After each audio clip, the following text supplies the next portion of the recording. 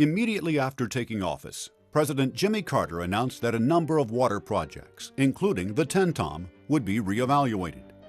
Carter, when he was president, he said they're not going to build 30 different lakes, as I understand, and the Tom Bigby was one of them.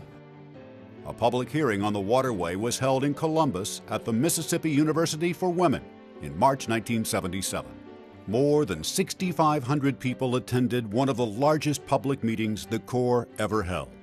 Intense pressure was applied by the state's governors, congressional delegations, and members of the compact to keep the Tenn-Tom alive. President Carter has initiated a review of all water projects, over 300 of them, and has announced that after preliminary examination, 30 projects failed to meet one or more criteria that he has established. Less than a month later, on April 18th, President Carter announced his decision to continue funding the Waterway.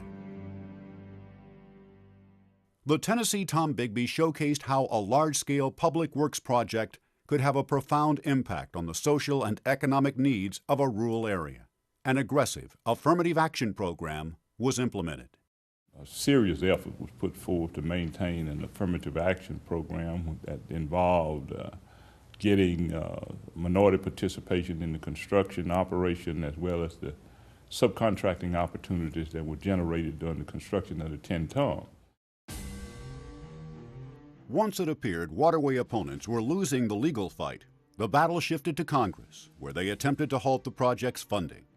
Senator Patrick Moynihan of New York was a vocal critic. One other thing that I remember Moynihan saying, he said they've got the Mississippi River going down the west side of the state, and now they're trying to clone it and put another one right down the other side of the state. Outrageous. And at what cost? And he would rant, lift his voice. The Waterway's annual appropriation before fiscal year 1980 came in an omnibus appropriations bill that included other federal water and energy projects. Congressional members cast their votes either for or against the entire bill. By this time, though, support for the Tenn-Tom was starting to falter.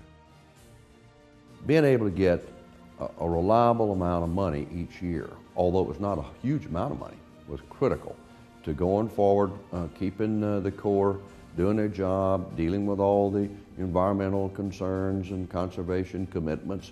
We managed to have enough votes every time to get the job done, but it began to be by a smaller margin every time. And the last two times, boy, especially the last one, it was real close. Every time there was a development in court, the congressional people would again question why they should be funding a project that was about to be stopped. In spring of 1980, the Corps requested an additional $58 million beyond what had already been appropriated to meet that year's contract needs. Tenn-Tom opponents finally had the project isolated when the supplemental funds came to a floor vote in both houses. Although caught by surprise, Congressman Tom Bevel of Alabama, chairman of the Water and Energy Appropriations Subcommittee, and Congressman Jamie Whitten of Mississippi, who chaired the full committee, were able to handily defeat an amendment to defeat the funds for the Tenn-Tom. Senate supporters saw the House action as a warning shot. When the issue was introduced in the Senate, John Stennis of Mississippi led the bipartisan effort to save the Waterway, with help from the other senators from the compact states. The Senate amendment to strike the Tenn-Tom funds from the supplemental funding bill was defeated after a long debate by a vote of 47 to 36. I do recall we had a real spirited debate in the Senate. After those defeats, Waterway detractors prepared to attack the Waterway funding bill for the coming fiscal year.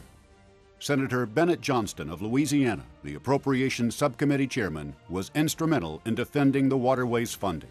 Well, it was my job as chairman of the committee to lead the rhetorical fight, to speeches and that sort of thing, but we had a whole team that would fan out through the Senate and speak personally to senators and say, this is important to me.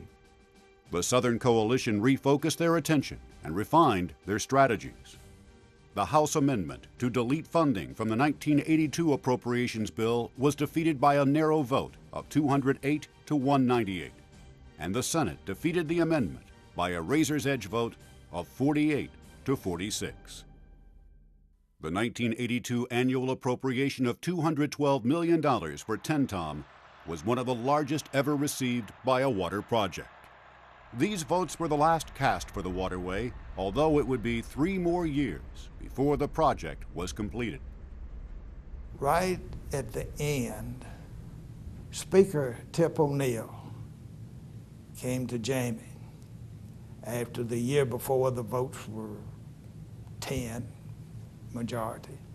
He came to Mr. Whitten and said, Jamie, said, you better not bring up the Tenn-Tom in your bill. If you do, they're gonna kill it. They expected these things, and they said, okay, so it wasn't brought up, so they didn't kill the project. But as we say, they rat-holed enough money that the Corps of Engineers were able to complete the project. This special exemption in the 1983 Appropriations Bill guaranteed funding for the completion of the Tenn-Tom and ended the congressional debate over its funding. The Waterway was completed in December 1984, exactly 12 years to the day after construction began. It took 25 million man-hours to complete the nearly $2 billion project. In January 1985, the towboat Eddie Waxler won a lottery to be the first to transit the entire waterway. Later that year, the Tenn-Tom was officially opened on June 1st, with dedication ceremonies in Columbus and Mobile attended by thousands. One newspaper described these celebrations for the completion of the Tenn-Tom as the largest in the South since VE Day, which ended World War II.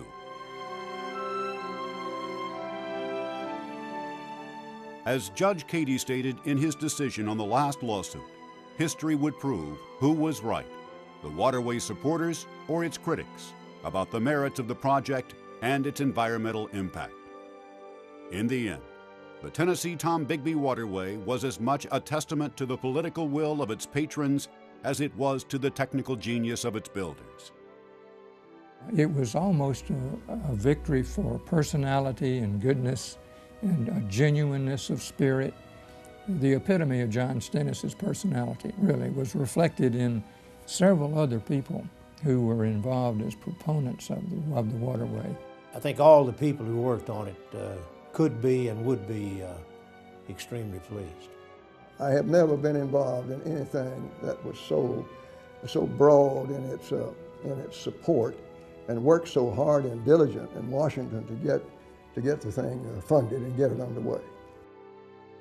It truly was a magnificent dream come to life after centuries of hope and waiting.